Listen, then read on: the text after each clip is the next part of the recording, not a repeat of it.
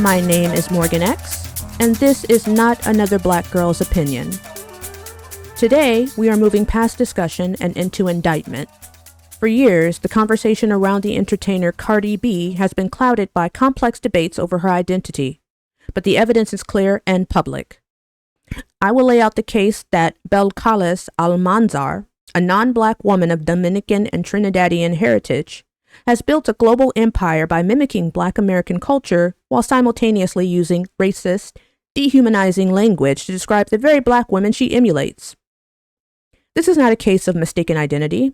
This is a case of cultural theft paired with overt anti-Black racism.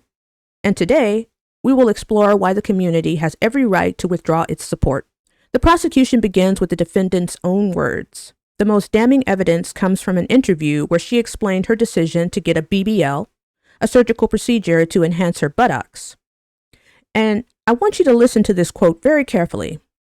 She said, and I'll do my best to sound like Cardi, "I would dance at the hood clubs and I was like, what are all these monkeys getting attention for? Because they have big ass? Well, I'll just go get one myself." Let's be clear. This is not a casual insult. Monkey is one of the oldest, most violent, and most foundational racist tropes used to dehumanize Black people. It is the language of white supremacy, used for centuries to justify slavery, lynchings, and systemic violence. There is no context in which a non-Black person can use this word to describe Black women without it being an act of profound racism. And this is not an isolated incident. In her public feuds, she has allegedly referred to Black women as roaches, another classic, violent term of dehumanization used to justify extermination. This establishes a clear pattern. This brings us to Article 2, the crime of cultural appropriation for profit. Cardi B's words are not just hateful, they reveal her motive. She saw that the bodies of Black women, the very women she called monkeys, were a source of cultural power and attention, so she bought one. Her entire career is a performance of Blackness. The adoption of African American vernacular English, the mannerisms, the fashion, it is all a carefully constructed persona. She surgically replicated a Black phenotype as a calculated business decision, and the world bought it. The system made her rich for it. And this is where we must discuss Article 3, the identity shield. Cardi B has never consistently claimed to be a Black woman. When it is convenient, she claims her Afro-Latina heritage to create proximity to Blackness. But when confronted with her own anti-Black rhetoric, she dismisses the valid concerns of the Black community by accusing them of playing the color card, as she did in her public conflict with influencer Raymonte Cole this past April 2024. She wants the benefits of Black culture without the burden of Black solidarity. And that leads us to our final point. Article 4, the contrast of principled identity. This indictment is not an attack on Afro-Latina identity. It is an indictment of the anti-Blackness of one woman. The proof lies in the powerful examples of other Afro-Latina artists who navigate the same space with integrity. Consider the artist and activist Amara La Negra. She is an unapologetically dark-skinned Afro-Latina who has made it her life's work to combat the very colorism within the Latin community that Cardi B ignores.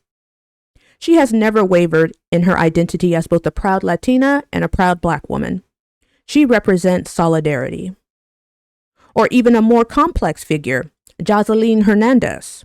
While her persona is a debate for another day, she has always and loudly identified as a Black woman. She understands her roots. You will not find her using the racist language of our oppressors against us. If these women can build their careers while proudly affirming their Blackness, why couldn't Cardi B? Because it was never about confusion. It was about choice. And this brings us to the kingmakers in the shadows, the European-influenced, white-owned record labels like Atlantic. They saw the perfect product.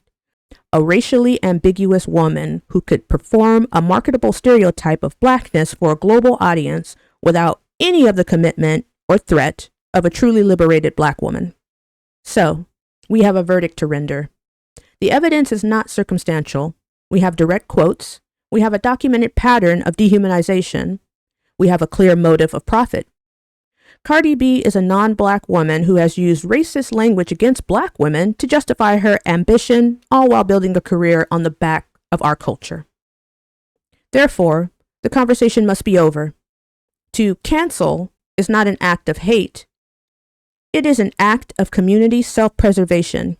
It is a jury of the people deciding, based on overwhelming evidence, to withdraw our cultural and financial support from someone who has shown us unforgivable contempt. We, the jury, find her accountable. It is time to turn her off. My name is Morgan X. The work is just beginning.